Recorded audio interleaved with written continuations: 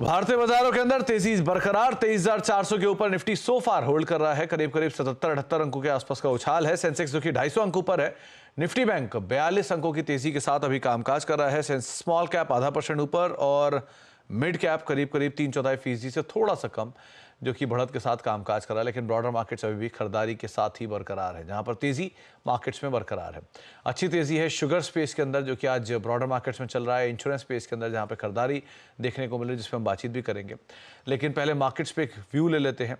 रूपक डे हमारे साथ मौजूद हैं, senior technical analyst LKP securities के। रूपक सर नमस्कार, स्वागत है कार्यक्रम में। मार्केट्स में ब्रॉडर मार्केट्स खरीदारी के साथ हैं, इंट्रिंसिक स्ट्रेंथ बनी हुई है। प्रॉफिट टेकिंग हायर लेवल से रोज हम देखते ही हैं थोड़ी बहुत, लेकिन फिर भी 23,400 को इंडेक्स होल्ड कर रहा है। क्या करें? मुझे लगता है कि 23,400 के आसपास ही इस बार एक्सपायरी होगा कि मोटा मोटी फ्लैट एक्सपायरी एक्सपेक्टेड है। नीचे 23,350 से लेकर 23,300 का एक सपोर्ट है, वहां पे जाके एक बार कॉल लेना चाहिए और हाई लेवल पे 450 के आसपास पुट लेना चाहिए। मेरे ख्याल से एक बार फ्लैट क्लोजिंग देगा। बैंक निफ्टी में तो एकदम ट्रेंड है नहीं, ओवरऑल सेंटिमेंट दिख रहा है निफ्टी के बाहर ही। और निफ्टी बैंक के केस में 49,900 के आसपास है। ये 50,000 वापस रिज्यूम करेगा, आपको लग रहा है? नहीं, एक्चुअली रेजिस्टेंस है 50,300 का। 300 के ऊपर अगर सस्टेन किया तो बैंक निफ्टी पे स्ट्रॉन्ग रैली टुवर्ड्स 51,000 तक देखने को मिल सकता है। बट फिलहाल मेरे ख्याल से 49,700 50,300 के बीच में ही घूमेगा। लगातार 7वां दिन है जबकि मिड कैप में एक अच्छी बाइंग देखने को मिल रही है। कोई स्टॉक स्पेसिफिक स्टोरी जो कि आप पिक कर पा रहे हो? जैसे आपने बताया है कि शो का शुरुआत में चीनी स्टॉक में, शुगर स्टॉक में बाइंग आ रहा है, तो मेरा एक पिक है बलरामपुर चीनी। इसने एक लॉन्ग कंसोलिडेशन पैटर्न का ब्रेकआउट दिया, तो अपसाइड में मेरे ख्याल से जाना चाहिए 460 तक वेरी शॉर्ट टर्म में, और नीचे एक सपोर्ट रहेगा 419 का, 419 का सपोर्ट पे। दूसरा कॉल जी, दूसरा रहेगा मुझे सीमेंट स्टॉक में भी कल का सत्रों में हम लोग बाइंग देखे तो आज थोड़ा धीमा है, बट एक बार रिकवरी आना चाहिए। अपसाइड में 685 690 तक जा सकता है मुझे सीमेंट, और नीचे एक सपोर्ट हो जाएगा 654 का।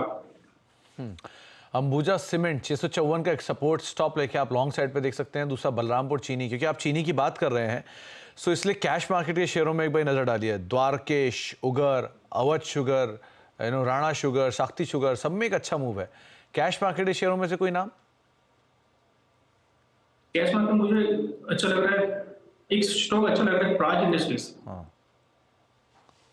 ओके, तो स्टॉक में सेंटिमेंट बरकरार रहेगा जब तक 647 के ऊपर है, और अपसाइड में 680 690 तक जा सकता है वेरी शॉर्ट टर्म में। तो प्राज इंडस्ट्री 680 तक, 685 तक जाता हुआ दिखाई पड़ सकता है, इसलिए आज से भी आप इसके ऊपर नजर रखेंगे। मिड कैप स्टॉक्स के ऊपर एक बार नजर डाले थे, किस तरह का एक्शन वहां पर देखने को मिला, क्योंकि मिड कैप इंडेक्स में अगर आप नजर डालेंगे तो आधा % से ज़्यादा की बढ़त है। और कैश मार्केट के यानी कि ब्रॉडर मार्केट के जो शेयर हैं वो ज़्यादा अच्छी खरीदारी में कामकाज करते हुए दिखाई पड़ रहे हैं। स्टॉक्स आपके स्क्रीन पर आएंगे, कहाँ कहाँ पर आज एक्शन देखने को मिल रहा है। तो सबसे पहले रियल्टी स्पेस में जहाँ पर एक अच्छी खरीदारी है। मैक्रोटेक डेवलपर्स खरीदारी में कामकाज कर रहा है। शोभा नए हाइस पर 2160 रुपये के जोन्स में कामकाज करते हुए। कोल्टे पाटिल 476 रुपये और गोदरेज प्रॉपर्टी 3025 के आसपास के लेवल्स यहाँ पे आते हुए दिखाई पड़ रहे हैं। इसके अलावा आज खरीदारी है पेपर स्पेस में। ओरिएंट पेपर करीब करीब 5% ऊपर, जेके पेपर 3% ऊपर, सिरसाशाही पेपर 3% ऊपर, स्टार पेपर यहाँ पर भी करीब करीब 1.5% का उछाल है। आईटी में आज थोड़ी बहुत खरीदारी है, इसमें मिड कैप आईटी पार्टिसिपेट कर रहा है। बिरला सॉफ्ट 3% ऊपर कामकाज कर रहा है। फर्स्ट सोर्स सोल्यूशन करीब करीब 3% तेजी यहाँ पर है। कोफोर्ज में आज करीब 2-2.5% का उछाल है, और केपीआईटी टेक करीब करीब 1.5% ऊपर ये स्टॉक भी ट्रेड करता हुआ दिखाई पड़ रहा है। मिड कैप आईटी में से ही, या मिड कैप के चढ़ने वाले शेयरों में सबसे ऊपर नाम भी आईटी से ही है, और एकल फाइनेंशियल 9,500 रुपये ये शेयर पहुंच गया। एलगी इक्विपमेंट में लगातार खरीदारी, दूसरा दिन करीब 7-7.5% का उछाल। सेंचुरी टेक्सटाइल और सीमेंस दो और ऐसे नाम है जो कि कैपिटल गुड्स स्पेस से पार्टिसिपेट करते हुए दिखाई पड़ रहे हैं। गिरने वाले शेयरों में हेरिटेज फूड लगातार दूसरा दिन लोअर सर्किट। ड्रेजिंग कॉप 4% नीचे। सन टीवी कल की तेजी के बाद प्रॉफिट टेकिंग, और कल्पतरू पावर करीब करीब 2-2.25% के आसपास का फॉल यहाँ पर भी आता हुआ दिखाई पड़ रहा है।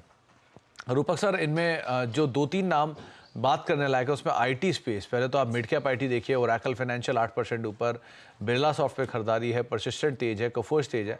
इनमें से कोई नाम जो आप पिक कर रहे हो? इनमें से मेरा तो पिक था 20 आउट। मैं अगर बात करना चाहूंगा ये कंसोलिडेशन ब्रेकआउट है बिरला सॉफ्ट में, एक रिसेंट जो कंसोलिडेशन था उसका ब्रेकआउट है, फ्लैग पैटर्न ब्रेकआउट भी बोल सकते हो। तो अपसाइड में जा सकता है 740 750 तक जा सकता है वेरी शॉर्ट टर्म में, और नीचे एक स्टॉप लॉस रखना होगा 674। तो आप बिरला सॉफ्ट में एक बढ़िया ब्रेकआउट देख रहे हैं, इसके ऊपर भी आप नज़र बना सकते हैं। दूसरा एक सब सेक्टर में आता है पेपर स्पेस। आज जेके पेपर हो, सिसाशाही पेपर हो, हुतामाकी पेपर हो, सब में ही खरीदारी है। सो पेपर स्पेस में से कोई नाम? पेपर स्पेस में जेके पेपर प्रीवियस जो स्विंग हाई है उसके ऊपर ब्रेकआउट, क्लोजिंग ब्रेकआउट देने वाला है। अब आप 442 क्लोजिंग देता है तो स्ट्रॉन्ग अपसाइड देखने को मिल सकता है वेरी शॉर्ट टर्म में। तो 500 तक जा सकता है अगर 442 के ऊपर क्लोजिंग देता है, तो सपोर्ट हो जाएगा 327 का। तो 427 का एक स्टॉप लेके आप लॉन्ग साइड पर जेके पेपर को अदरवाइज देख सकते हैं। 442 443 के जोन्स में ये स्टॉक कामकाज कर रहा है। 3% का एक बढ़िया मूव यहाँ पर आता हुआ दिखाई पड़ रहा है। इसके अलावा आप बात करते हैं एक और इम्पॉर्टेंट खबर की, जहाँ पर रेगुलेटर IRDAI ने स्पेशल सरेंडर वैल्यू पर नया फ्रेमवर्क जारी किया है। IRDAI ने ज़्यादा स्पेशल सरेंडर वैल्यू की मांग की है। IRDAI के इस फैसले और उनके असर पर चर्चा करने के लिए मेरे साथ आज यश स्टूडियो में मौजूद है। यश जैन मेरे सहयोगी TV 18 से हमारे साथ मौजूद हैं। यश इंश्योरेंस को बहुत समय से ट्रैक कर रहे हैं और बढ़िया तरीके से आंकते भी हैं। तो पहले यश, एक स्पेशल सरेंडर वैल्यू जिसकी बातचीत है, ये है क्या ये नियम है, इसका बदलाव का किस तरह का इम्पैक्ट होगा, कैसे लिया जाए इस खबर को?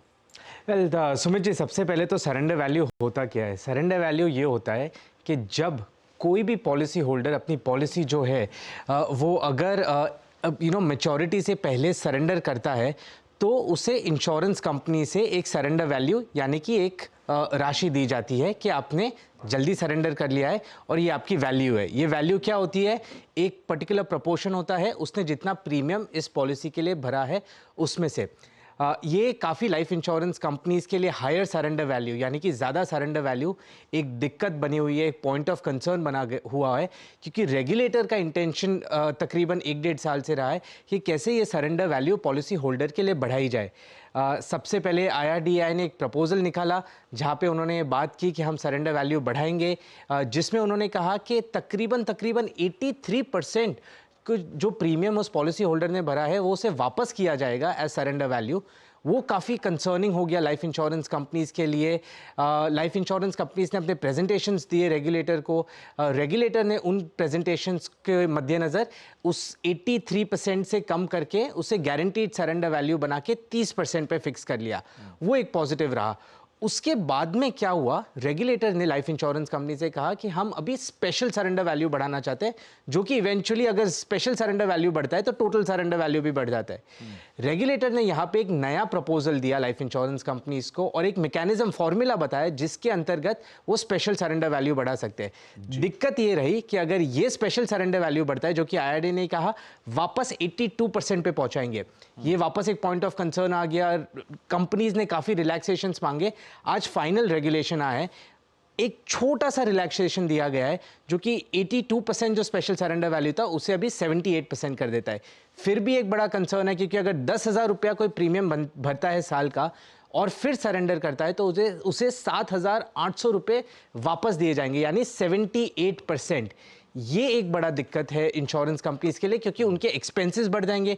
एक्सपेंसेस बढ़ेंगे तो उनके value of new business margin है उस पर एक नेगेटिव इंपैक्ट आएगा। सबसे ज़्यादा इंपैक्ट आएगा HDFC लाइफ और मैक्स फाइनेंशियल सर्विसेज पे, क्योंकि ये दो कंपनीज का एक्सपोजर नॉन पार्टिसिपेटिंग सेगमेंट में सबसे ज़्यादा है और वही सेगमेंट है जिसमें हाईएस्ट सरेंडर्स देखे जाते हैं। तो यश, क्योंकि आपने कहा कि इम्पैक्ट आएगा HDFC लाइफ में, HDFC लाइफ के मैनेजमेंट ने भी बोला कि कुछ प्रेशर आएगा मार्जिन को लेकर, लेकिन उसके उलट स्टॉक आज तेज़ी रिएक्ट कर रहा है, इसको कैसे समझें?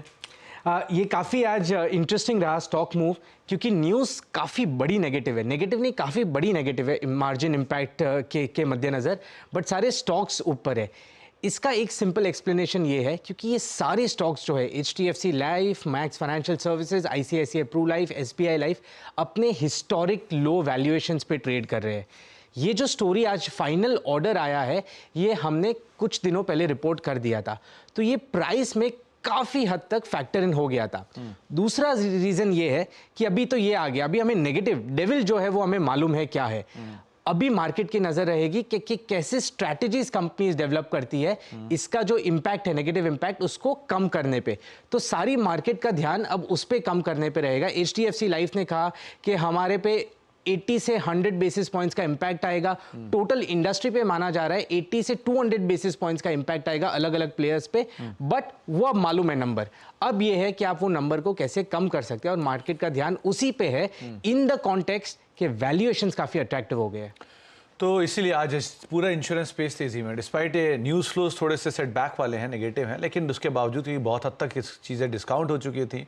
बहुत हद तक ये बाजार ने आंक लिया है कि इतना ही नुकसान होगा, उस चीज़ को बाजार डिस्काउंट करके अब तेज़ी दिखा रहा है। बहुत बहुत शुक्रिया यश, तमाम डिटेल हमें बताने के लिए, हमारे साथ मौजूद रहने के लिए, इस खबर पर चर्चा करने के लिए।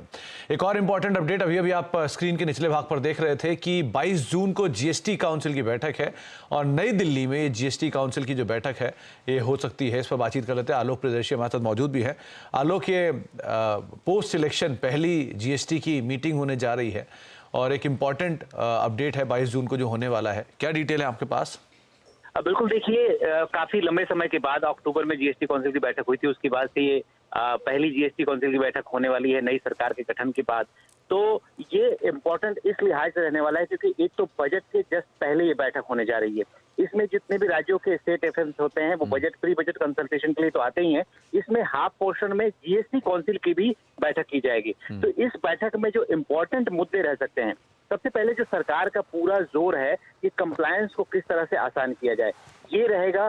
दूसरा जो बड़ा मुद्दा रहेगा वो रह सकता है कि जो MSME के लिए 45 डेज का रूल, जिसको लेकर काफी हंगामा भी हुआ, विरोध प्रदर्शन भी हुआ, जिसकी वजह से जो MSME के पेमेंट को जल्दी दिलाने के लिए सरकार ने नियम लगाया था कि इनकम टैक्स में उसको तब तक एग्जम्पशन नहीं मिलेगा जब तक आप अपना अकाउंट पिछले साल सेटल नहीं करते। तो उसको लेकर काफी हंगामा हुआ था। उसको लेकर सरकार ने MSME को आश्वासन भी दिया था कि जब भी बजट सेशन आएगा हम उसको विचार करेंगे और विचार करके हम इसको ठीक करेंगे, करेक्ट करेंगे। तो उम्मीद की जा रही है कि जो ये GST काउंसिल की बैठक होगी इसमें सरकार एक कोई फैसला लेगी, जिसके बाद अगले जो बजट पेश किया जाएगा उस दौरान जो इनकम टैक्स में जो रूल्स है, उस रूल्स में जो सेक्शन 43BH है, जिसके जरिए 45 रूल्स के डेट को इम्प्लीमेंट किया गया है, उसमें बदलाव किया जा सकता है। तीसरा जो मुद्दा रह सकता है, जो एक हमें जानकारी मिल रही थी, जो ऑनलाइन गेमिंग वाले बहुत डिमांड कर रहे थे कि हर 6 महीने में सरकार ने किया था कि हम रिव्यू करेंगे, जो ऑनलाइन गेमिंग पर 28% GST लगाई गई थी उसको रिव्यू करना। लेकिन हमें जो सूत्रों से जानकारी मिली है कि सरकार अभी उसको रिव्यू नहीं करेगी। जो बजट के बाद GST काउंसिल की बैठक होगी उसमें ऑनलाइन गेमिंग को लेकर जो रेट्स हैं उसको रिव्यू करने का फैसला होगा, क्योंकि अभी तक जो रेट्स रिव्यू करने वाली जो कमेटी है उसका गठन भी नहीं हुआ है। लिहाजा कुछ राज्यों में जब चुनाव हो गए हैं और कुछ मंत्री बनेंगे तो इस कमेटी मेंबर होंगे। तो ये 3 मुद्दों पर सरकार का फोकस रह सकता है, और खासतौर से कंप्लायंस आसान बनाने के लिए, कारोबारियों की दिक्कतों को आसान बनाने पर इस GST काउंसिल की बैठक में पूरा फोकस रहेगा। बहुत बहुत शुक्रिया आलोक, ये तमाम डिटेल हम तक पहुंचाने के लिए। आगे चल के भी आपसे हम इस पर और समय पर बातचीत करते रहेंगे, लेकिन अभी के लिए बहुत बहुत शुक्रिया हमारे साथ मौजूद रहने के लिए। एक ब्रेक का वक्त है, लेकिन जाने से पहले अगर आपका कमोडिटी बाजार में कोई दिलचस्पी है और आप इसमें कारोबार करना चाह रहे हैं तो CNBC आवाज़ आपके लिए लेकर आया है कमोडिटी गुरुकुल के नाम से एक अनोखी पहल। 22 जून को होने वाले इस लाइव वेबिनार में देश और दुनिया के कमोडिटी बाजार के लीडर्स आपको मार्केट की हर छोटी बड़ी बारीकियां सिखाएंगे। टेक्निकल से लेके आप मोमेंटम इंडिकेटर्स, साथ ही साथ रिस्क रिवॉर्ड रेशियोज, पोर्टफोलियो में एलोकेशन और तमाम प्रैक्टिकल एग्जाम्पल्स के साथ इन चीज़ों को समझ सकते हैं। इस एक्सक्लूसिव वेबिनार का हिस्सा बनने के लिए आप लॉग इन कर सकते हैं हमारी डिटेल्स पे, और साथ साथ जो भी स्क्रीन पर आप जानकारी देख रहे हैं उसके ज़रिए भी इस कार्यक्रम का हिस्सा बनने की कोशिश आप कर सकते हैं।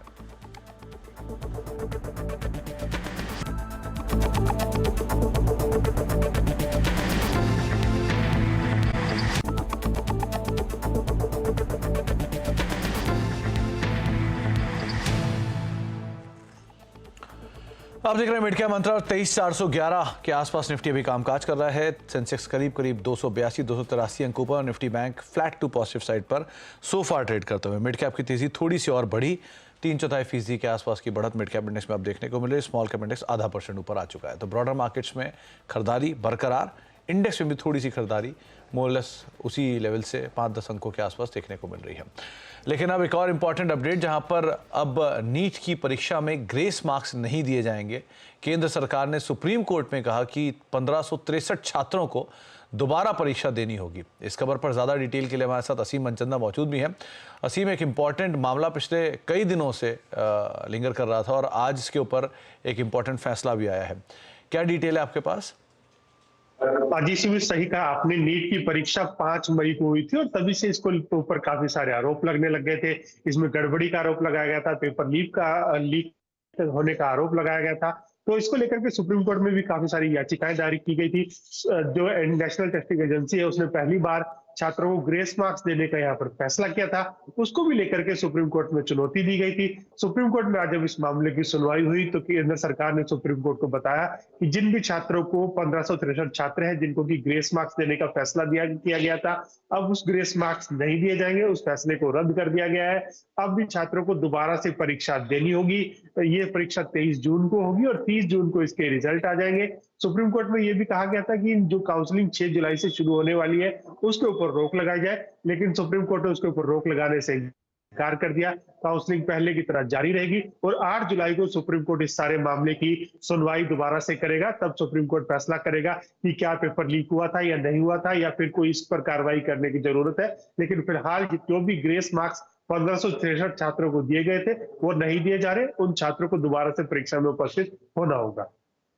तो इस पूरे मामले पर, इनफैक्ट नीट विवाद मामले पर केंद्रीय शिक्षा मंत्री धर्मेंद्र प्रधान ने कहा कि इस मामले में जो भी दोषी होंगे उन्हें कड़ी से कड़ी सजा मिलेगी। आपको सुनवाते हैं। इतने बड़े देश में जब 13 लैंग्वेज में एग्जामिनेशन होगा, विश्व के कई देशों में एग्जामिनेशन सेंटर होगी, कई प्रकार के स्टूडेंट्स उसमें पार्टिसिपेट करते हैं। जो घटना हमारे सामने आई, निश्चित रूप में दोषियों को उसमें दंड दिया जाएगा। लेकिन मैं विद्यार्थियों को मुख्यतः और अभिभावकों को आश्वस्त करना चाहूंगा, भारत सरकार और उसके इंस्ट्रूमेंट एनटीए कमिटेड है बच्चों को ट्रांसपेरेंट तरीका से अपनी संतुष्टि से न्याय देने के लिए। इस बार 24 लाख बच्चे सक्सेसफुली एग्जामिनेशन भी दिए हैं। तो ये पूरा मामला आप सुन रहे थे। असीम, बहुत बहुत शुक्रिया तमाम डिटेल हमारे तक शेयर करने के लिए और इस पर आगे भी हम आपसे डेवलपमेंट्स पे बातचीत करते रहेंगे। बातचीत करते हैं खिलाड़ियों के अपडेट को लेकर, क्योंकि थर्सडे का दिन आ चुका है। एक और कारोबारी सत्र, 1.5 कारोबारी सत्र और उनके सामने बचा है। एमके ग्लोबल के कपिल शाह ने एक बाय कॉल इनिशिएट की थी आईएक्स पर, जहां वो प्रॉफिट्स बुक कर चुके हैं 179.20 के जोन्स में। 195 के टारगेट्स के लिए उन्होंने खरीदारी की राय दी थी। कपिल जी ने एक आईसीआईसीआई प्रूडेंशियल पे बाय कॉल इनिशिएट की है 620 रुपए के टारगेट्स के लिए। 582 का एक स्टॉप लॉस उन्होंने यहां पर रखने की राय दी है। आशीष केआल की तरफ से फर्स्ट सॉल्यूशंस पे खरीदारी की राय थी 205-206 के जोन्स में आके। कहीं उन्होंने प्रॉफिट्स बुक कर लिए। 225 का एक टारगेट था यहाँ पर, 198 के एक स्टॉप के साथ खरीदारी कर चलने की राय उनकी तरफ से आई थी। और उसके अलावा मधु जी ने दीपक नाइट्राइट पे एक बाय कॉल नई इनिशिएट की है 2530 के टारगेट्स के लिए। 2355 का एक स्टॉप लॉस यहाँ पर आप मेंटेन करके चल सकते हैं। रिटर्न के लिहाज से जो रिटर्न आपकी स्क्रीन पर आ रहा है सो फार, उसमें कपिल शाह करीब 11.3% रिटर्न, आशीष लीड कर रहे हैं 14% रिटर्न के साथ और मधु का रिटर्न रफली 6% के आसपास सो फार देखने को मिल रहा है। एक ब्रेक का वक्त है और ब्रेक के उस पार नो योर कंपनी, और नो योर कंपनी में अभी हम बातचीत करेंगे टीटागढ़ रेल सिस्टम के deputy MD Pritish Chowdhury sir से एक छोटे से ब्रेक के उस तरफ। फिलहाल इतना ही, नमस्कार।